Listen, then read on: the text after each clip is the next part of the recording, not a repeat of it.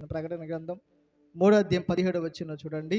నీవు దౌర్భాగ్యుడవును, దిక్కుమాలిన వాడును, దరిద్రుడును, గుడ్డివాడును, దిగంబరునమై ఉన్నావని ఎరగక ధనవంతుడువను ధనవృద్ధి చేసుకొని ఉన్నావు.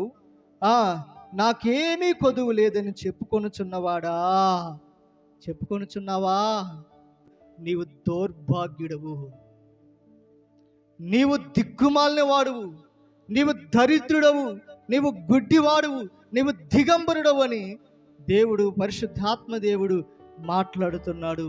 ఈరోజు నా కుటుంబాలతో, సంఘాలతో మాట్లాడుతున్నాడు. నేను జ్ఞానవంతుణ్ణి అని అనుకుంటానంట, అజ్ఞానంగా ఉంటావంట.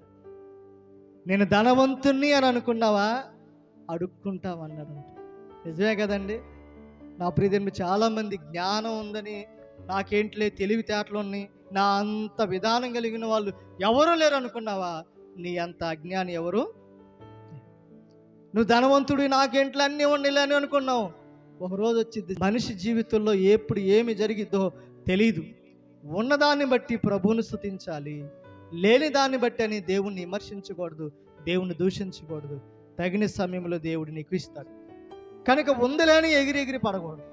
ఉందలేని ఎగిరి పడ్డావు అనుకోండి, ఏమైంది నా ప్రియదేని బిడ్డలారా? నీకే దెబ్బ, ఎవరికేం కాదు.